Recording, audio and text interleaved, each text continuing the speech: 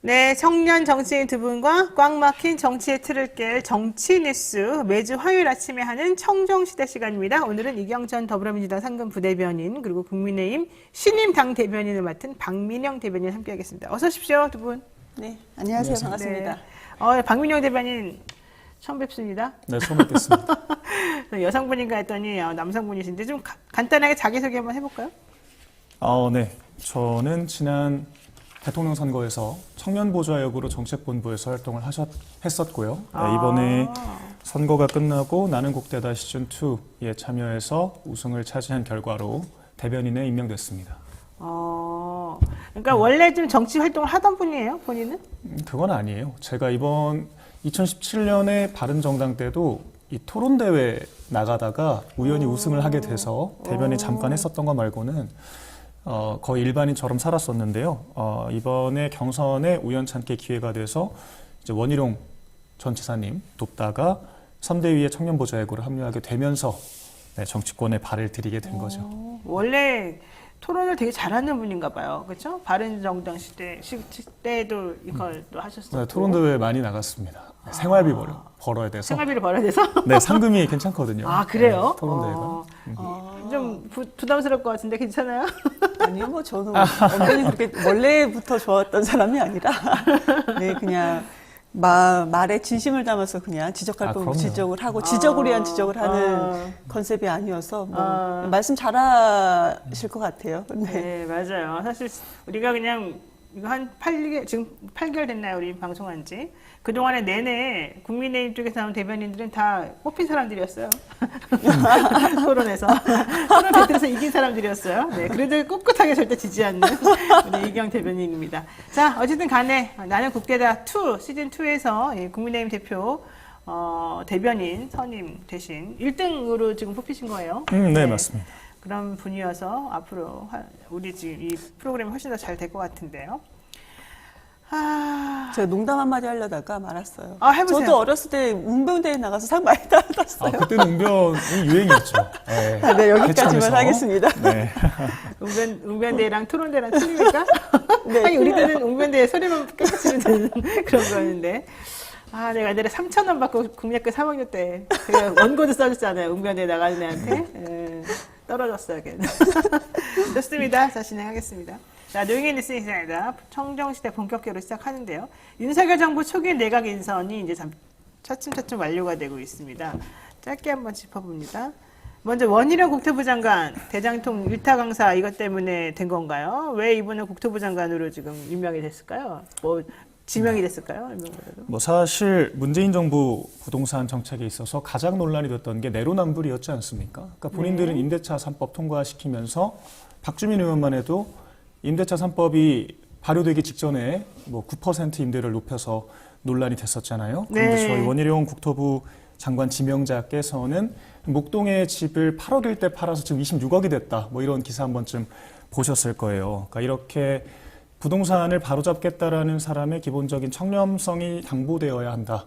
라는 측면에서 적합한 인재라고 보셨지 않나라는 생각이 들고, 원희룡 지사께서는 제주도지사도 2번 하셨었거든요. 그때도 사실 제주도의 어떤 경제나 부동산을 굉장히 잘 이끌었었고, 특히 부동산이 그 우금민 전 지사 당시에 제주도의 그 투자이민 제도가 도입되면서 중국 자본이 굉장히 많이 흘러 들어왔거든요. 이런 것들을 차단했던 역할도 원희룡 전 지사께서 혁혁한 공을 세우셨기 때문에 지금 이제 우리나라에 만연해 있는 이 부동산 문제들 그리고 이 집값 안정 문제들을 해결할 수 있는 적임자다, 경험 있는 사람이다, 이제 그런 판단이 있지 않았을까 생각합니다. 근데 사실 원희룡 지사가 8년 전에 6년 전이죠. 6년 전에 8억에 팔고 나간 그 집이 지금 25억 됐다고 해서 그게 국토교통부 장관이 될 수 있는 자격을 주는 건 아니죠. 그리고 내로남불이란 논란에 휩싸이지 않는 게 가장 중요하다라고 했고 제가 그 뒤에 자질에 대해서도 말씀을 드렸죠. 근데 어쨌든 그거랑 내로남불이 뭔지는 잘 모르겠지만 어쨌든 그렇고 또 하나는 그 제주도에서 투자 관련해 가지고 병원 영리병원 설립하는 거 허가해줬다가 다시 취소하면서 이번에 소송했는데 병원 측이 이겼어요? 그렇게 막 하면 안 된다고 해가지고. 영리병원 문제랑 부동산 문제랑은 사실 별개의 이슈죠. 아니, 부동산의 안정화가 중요한 거고 중국 자본이 지금 사실 이재명 전 지사 들어와서 경기도에 굉장히 많은 중국 자본이 들어와 있다는 네. 걸 알고 계실 거예요. 이런 네. 문제들이 심각한데 이게 내국인과 외국인에 대한 대출 규제의 차별 때문에 발생하는 문제라는 지적들이 많거든요. 그래서 네. 이런 문제를 해결하려면 제주도에서 비슷한 일을 겪어봤던 분이 적합하다고 할 수 있겠죠. 그래요? 제주도에서 좀 논란이 많았던 걸로 알고 있는데 우리 오해들이 많습니다. 아, 그건 다 오해입니까? 아, 이경 대변인님 말씀하실 거 있을까요? 우선은 제주도 말씀 먼저 드릴게요. 첫 번째로 제주지사를 이제 2번이나 했다 말씀을 주셨는데 그러면은 이번 대선 때 제주도 지지율이 왜 그렇게 나오지 않았는가? 바로 직전 지사였죠. 그런데 이제 대선 후보가 되면서 이제 지사직을 그만뒀었는데 굳이 그렇게 또 빨리 그만둘 필요도 없었어요. 근데 빨리 진작에 버렸었죠. 근데 꼭 굳이 버렸다고 해서 그렇게 지지율이 낮았나? 그건 아닌 것 같아요. 그러니까 그동안에 단체장으로서 어떤 역할을 하였기에 이렇게 지지율이 그렇게 낮았었나? 제주도가 원래 당초 민주당을 많이 지지하셨던 그런 지역은 아니었어요. 원래 제주도는 아니요, 그렇게 막 이렇게 계속해서 지지하는 지지세가 그렇게 따진다면 원희룡 지사 무소속으로 그렇고요. 당선되셨었거든요. 네. 사실 인물로 당선됐다고 무소속이라고 하기에는 그때 그 당시의 분위기를 봤을 때는 굳이 무소속은 아니었다. 그 전에는 보수 쪽에 이제 그 당명을 걸고 나왔고 그 다음에는 분위기가 탄핵 정국이었기 때문에 무소속으로 나와서 당선되신 무소속으로 것이 됐는데 그런데 그 본질이 민주당은 아니다 이런 얘기죠. 네네네. 그렇게 우선은 근데 왜 이렇게 이번에 떨어졌었나라는 것은 그 바로 직전에 과거의 행적이 분명히 뭔가를 지적을 해야 될 것 같아요. 하나하나 네. 꼼꼼히. 그리고 두 번째는 아까 말씀 주신 것처럼 임대차 3법을 자꾸 말씀을 주시는데요. 그러면서 박주민 의원이라든지 민주당의 한두 명의 의원을 계속 걸고 넘어지는데 임대차 3법 자체가 지금 한마디로 세입자들한테 한번 물어봤을 때 언론 보면은 이 부분에 대해서 상당히 긍정적으로 평가를 하고 있어요. 그러니까 내가 2년을 살고 2년을 더 살 수 있는 부분 그리고 만약에 집세가 오른다 하더라도 5% 내에서 오른다는 부분. 근데 이게 적용될 때 부족한 점이 있다면 거기에 보완을 해야지 이것 때문에 원희룡 지사가 마치 이렇게 국토부 장관이 뭔가 맞다라는 식으로 접근하는 것은 조금 이상하다. 그리고 2009년에 민간업자 그러니까 우리 대장동권 개입 많이 말하지 않습니까? 그런데 민간개발업자한테 수익을 몰아줘야 된다. 라는 것을 법안을 발의했던 부분, 그러니까 이런 부분도 좀 우리가 좀 지적을 해야 될 것 같아요. 그리고 저는 마지막으로 그 급발진하는 성격을 얘기를 안 할 수가 없는데 불안한 거예요. 이제 우리나라의 장관 아니겠습니까? 그런데 그 예전에 그 현근택 변호사랑 모 방송에서 갑자기 급발진하면서 화를 냈었는데 이상했어요. 그러니까 정상 범위에서 생각할 수 없게끔 급발진을 했었는데 좀 이상하다. 근데 이런 성격을 가진 분이 우리나라에 이제 장관이 된다는 거죠. 국토부 장관이. 물론 이게 그 직접적인 관계는 없지만 우리나라의 장관이 된다는 부분에서 이상하다라고 생각을 합니다. 그래서 이런 부분까지는 무슨 제가 마지막에 지적한 것까지는 우리 청문회라든지 아니면 우리가 이런 부분에서 국회에서 지적은 하진 않겠지만 국민 입장에서 민심 입장에서는 이상하다라고 생각을 합니다. 네, 말씀.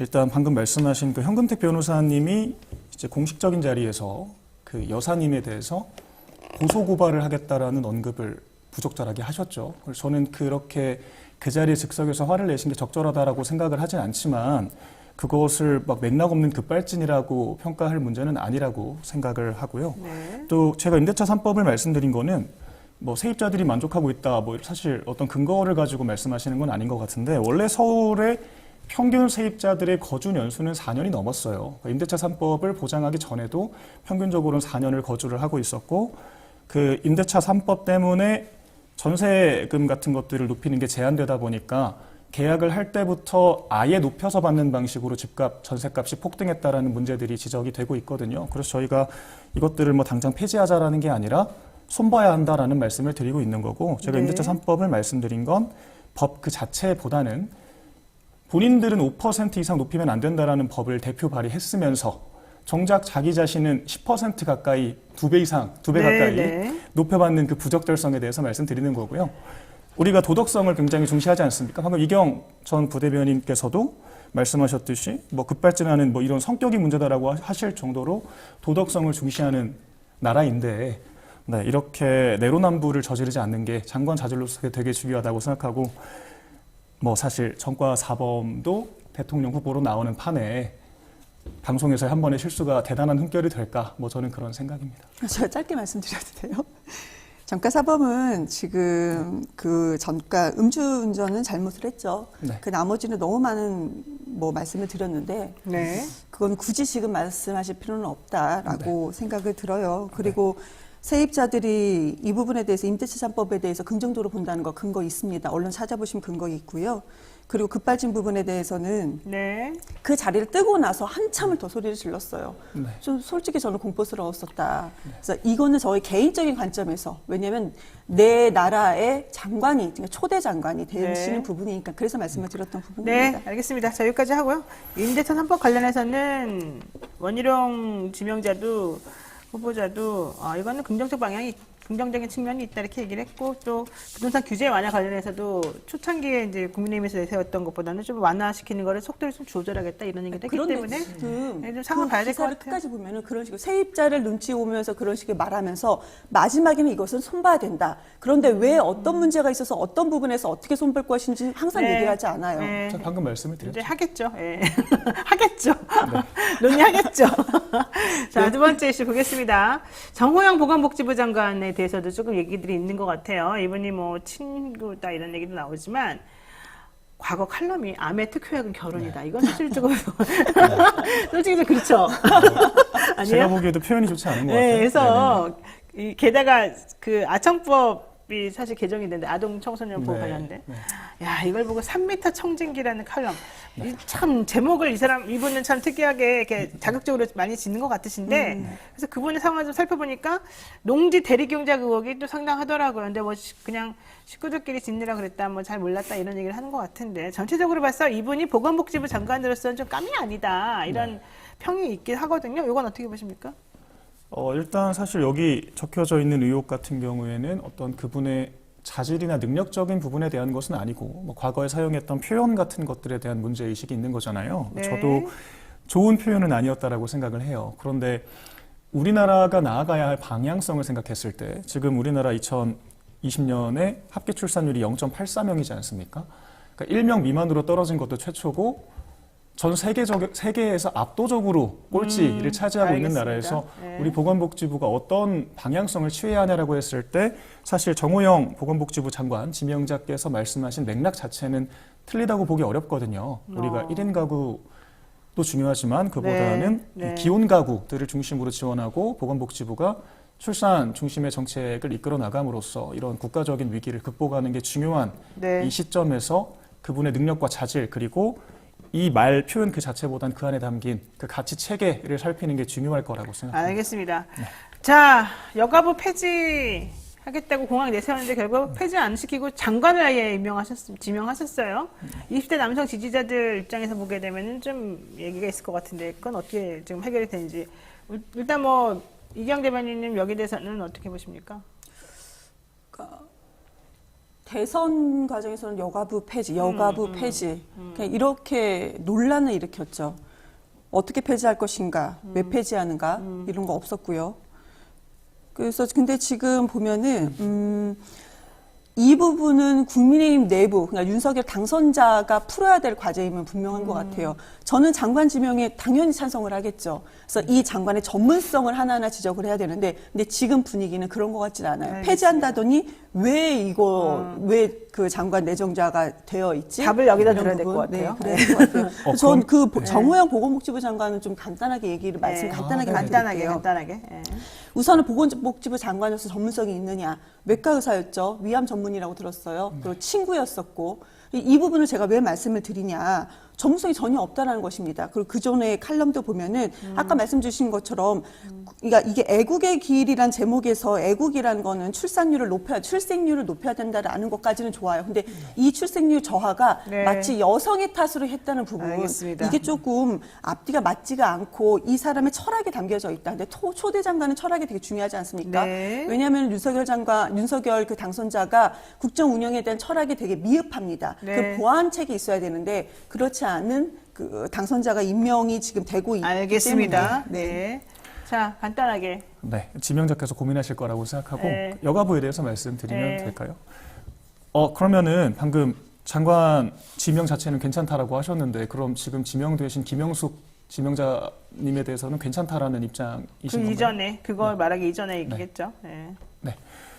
그건 되게 다행스럽게 생각하고 사실 아시겠지만 정부조직법을 당장 개정할 수가 없지 않습니까? 민주당이 당연히 반대를 할 것이기 때문에 폐지가 어려울 거라는 건 저희가 지속적으로 지지자분들께도 설득을 드리고 있는 부분인데 저도 약간 아쉬움은 있어요. 장관 지명을 하더라도 조금 여가부의 내부적인 문제들을 개혁하는 방향이 중심이 되어야 하고 정부조직법 개편이 없더라도 개정이 없더라도 행정부에서 할 수 있는 노력들 뭐 이를테면 부처의 명칭을 변경한다든지 아니면 뭐 예산이나 어떤 부처의 네, 기능을 네. 조정한다든지 그런 노력들을 기울일 수 있었는데 이런 것들이 배제된 게 살짝 아쉽습니다. 알겠습니다. 다만 김현숙 지명자께서 앞으로 어떻게 이 여성가족부의 드라이브를 잡을 것인지에 대해서 좀 면밀하게 네. 소명을 하시면서 설득하는 과정이 수반된다면 뭐 큰 문제는 없을 거다라고 생각합니다. 좋습니다. 자, 그 얘기는 또 앞으로 점점 그러니까 계속해서 들을 일인 것 같고요.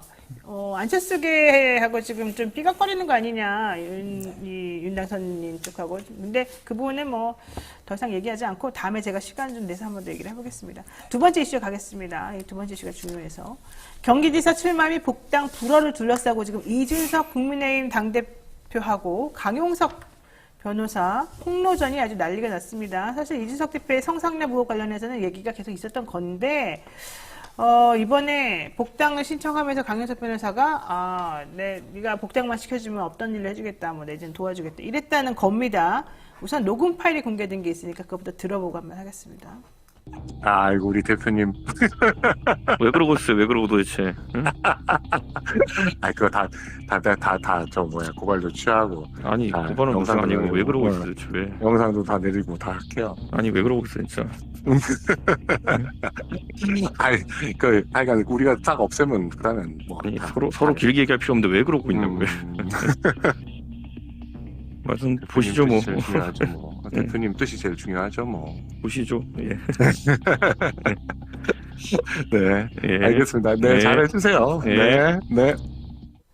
네, 강용석 우리 그 변호사하고 이준석 대표 지금 보니까 엄청 화가 많이 나 있네요. 왜 그러고 있냐밖에 안 하는데 강용석 변호사 되게 난감해하는 것 같습니다. 이게 사실은 고소할 뭐 고발이죠. 그분 입장에서는 고발해가지고 이준석 대표를 그렇게 압박하더니 이제 복당 관련해서는 우리가 내리면 되지 막 이러면서 유튜브에서 그렇게 세게 공격하는 거하고는 완전히 지금 저자세로 뭔가 이상한 이 대화가 오고 가고 있는 게 확실하거든요. 게다가 이준석 대표도 서로 길게 이야기할 필요도 없다 이러면서 둘 간의 얘기가 좀 뭔가 있는 것처럼 얘기를 해요. 이거 어떻게 봐야 됩니까? 일반적인 국민들께서 보시기에는 약간 네. 이 복당에 유리한 고지를 점하기 위해서 성상납 의혹을 무리하게 제기한 게 아니냐라는 인상을 갖기에 좀 충분한 그런 녹취록이 아니었나라는 생각이 듭니다. 사실 아이고 대표님 뭐 이렇게 좀 친근하게 부르는 말투가 많이 도마 위에 오르기도 했었고요. 네. 네. 그런 의미에서 과거의 그 폭로전의 진위에 대해서 의구심을 갖게 되는 게 당연하고 그 외에도 뭐 어떤 문자 증거 있잖아요. 뭐 네. 그 성상납 뭐 폭로자와 만나기로 했다 이런 식의 문자들을 증거라고 제시를 했었는데 막상 보니까 중국집에서의 식사 약속이었던 걸로 드러나는 등 약간 증거의 진실성이 많이 흔들리고 있는 상황이라서요. 네, 저희가 국민의힘에서 단호하게 대응해 나가야 할 문제가 아닐까 생각합니다. 좋아요. 자, 그러면은 이경 대변인님, 지금 이 문제뿐만 아니라 지금 김철근 정무실장이 뭐 얼마 투자한다면서 각서 써둔 것도 나오고 그래서 좀 복잡스러운 게 많거든요. 우선 그 각서 한번 보고 그다음에 전체적으로 여기에 대해서 이경 대변인이 좀 얘기 좀 해주세요. 우선 보겠습니다. 아우, 너무 흐려가지고 사실은 이거를 보는데, 약속 증서, 이동규 피부과, 대전시 소재, 이동규 피부과에 2월 초순까지 7억 원을 투자 유치를 하겠습니다. 2022년 1월 10일, 김철근, 핸드폰 번호까지 있고요. 1번, 투자 기한은 3년으로 한다. 2번, 월 일부로 한다. 이제 이런 내용이 있는 거예요. 이거 무슨 말이죠? 이거 아세요, 혹시? 복잡해요. 저는 복잡해요? 이거 솔직히 그러니까 이건 서로 발목 잡고 폭로를 하는 것인데 지금 말씀 주신 것처럼 무슨 뭐 피부과에 7억을 유치한다든지 아니면 성상납 의혹이라든지 이게 우리나라 지금 시점에 지금 현 우리나라 시점에 한마디로 뭐 자영업자 소상공인 다 죽어난다 이렇게 얘기하고 있는 상황 아니겠어요? 그런데 이런 것이 나왔다는 것 자체가 저는 긍정적으로 보지는 않고 그런데 이것이 나왔던 원인이 뭐냐 한마디로 지선 앞두고 내가 선거 나가려고 하는데 서로 폭로전이 일어나는 거 아니겠습니까? 아까 앞에 나왔던 그 녹음 파일도 네. 이준석 대표가 이걸 녹음을 한 거잖아요. 그런데 이준석 대표는 전체를 녹음했을까요? 다 본인한테 유리한 부분을 아마 녹음해서 그 부분만 공개하지 않았을까. 이런 부분도 있고요. 삼성 휴대폰은 모든 녹음이 다 자동으로 이루어지기 때문에요. 그러면은 부분적으로 지금 근데 녹음하지 강영석 쪽에서는 또 얘기를 하기를 부분적으로 공개했겠죠. 얘기를 하기를 이것이 전체가 다 아니라는 식으로 또 얘기를 하는 것 같아요. 그래서 이렇게 저는 사실을 정확하게 모른 거의 의혹으로 서로 공방을 하는 것인데 네. 첫 번째는 지금 이 시점에서 이런 의혹이 네. 서로 자기 이익을 위해서 의혹이 나는 것이 맞느냐. 근데 그 의혹 자체가 너무나도 수준 이하의 의혹들이다.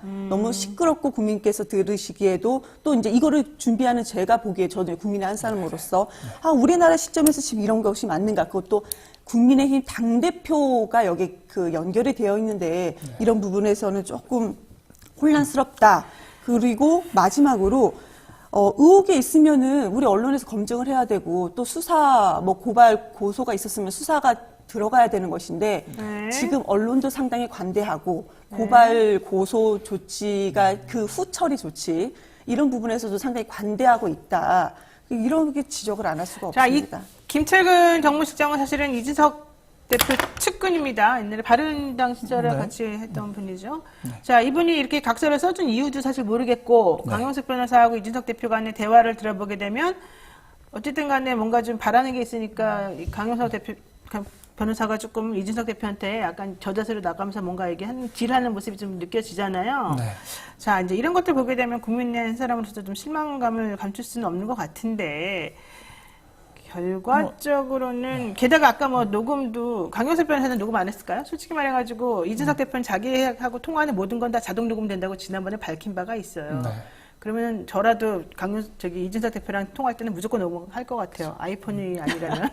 자, 어쨌든 서로 있는데도 불구하고 뭐 이렇게 까는 게 녹취록에는 특별히 강용석 변호사한테 유리한 게 안 나오니까 안 가겠죠. 그렇죠. 예, 있었으면 먼저 말씀을 하셨겠죠. 그러니까 제가 봤을 때는 지금 예. 양쪽 다 둘 다 예. 똑같은 것 같아요. 그래서 하고 싶은 말은. 근데 저 어떻게 살짝만 됩니까? 코멘트 좀 예, 하자면요. 예, 예. 그 일단 이거 사실 이 약속 증서만 봐서는 이게 본인이 직접 작성한 건지도 알 수가 없고 김철근 실장 이게 글씨인 것 같긴 한데.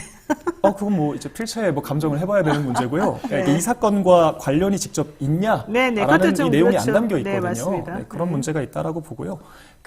이게 사실 국민들께 되게 민망한 이슈고 사실 국민의힘 지방 문제이지 않습니까? 이경영 부대변인께서도 그 부분을 잘 말씀을 해주신 것 같은데 전 이거를 김남국, 고민정, 오영환 의원께서 직접 언급을 하면서 더 증폭시켰다라는 거. 네. 확대 재생산을 하는 게 조금 모순적인 모습이 아닌가 왜요? 싶어요. 그러면 안 됩니까? 네. 그러니까 이게 뭐 집안 문제고 국민들께 부끄러운 문제라면 굳이 민주당이 나서서 확인되지 않은 근거를 가지고 의혹을 제기할 필요는 없죠. 그리고 뭐 언론과 뭐 경찰이 관대하다라고 말씀하셨지만 경찰에서는 지금 수사를 진행을 하고 있고 대표께서도 수사 결과를 지켜보면 될 일이다라고 입장을 분명히 밝히신 바가 있고 네. 언론에서는 검증되지 않았기 때문에 보도를 못하는 것이겠죠. 알겠습니다. 뭐 할 말씀 30초. 네. 민주당 당대표가 성산납 의혹이 있었어 봐요. 지금까지 기다리다 이제 얘기했겠습니까? 그 전에 거의 뭐 지금 논란 있습니다. 국민의힘에서 가세현에서도 이걸 가만히 민주당 두겠느냐. 성산납을 그리고 3개 정도 폭로를 한 게 30초 있거든요. 기동민 의원 얘기하는 거예요. 네. 네. 이거를 그냥 좀 우리가 이 이슈가 민망하죠, 솔직히. 그런데 네. 이 이슈가 민망한데 이게 검증은 더디다. 네. 라는 것은 모두의 생각인 것 같습니다. 네, 이런 종류의 의심은 민망 수준이 아니라 사실은 상당히 청렴성하고도 연결되기 때문에 정치인의 이걸 조금 깊이 있게 다뤄봐야 될 필요는 있는 것 같은데 오늘 시간이 없으니까 다음에 깊이 있게 좀 다루도록 하고 오늘 정말 준비가 할 게 많은데 제가 다음에 또 정리하겠습니다. 오늘 어쨌든 처음 출연해 주셨지만 또 호흡 잘 맞추셔서 너무 감사드리고 두 분께 여기서 인사드려야 될 것 같습니다. 고맙습니다. 예. 감사합니다. 감사합니다. 네, 아유, 오늘 청정시대 제가 막 힘들었습니다. 자, 노영의 뉴스인사이다 오늘 준비한 것은 여기까지고요. 내일은요, 최진봉 교수 출연합니다. 아니면은 사실은 최진봉 교수가 아니죠. 내일 화요일이죠. 최진봉 교수는 수요일인데. 어쨌든 내일은 다른 분 오시는데요. 어떤 분이 오실지 한번 지켜봐 주시고요. 7시 30분에 다시 뵙겠습니다. 고맙습니다.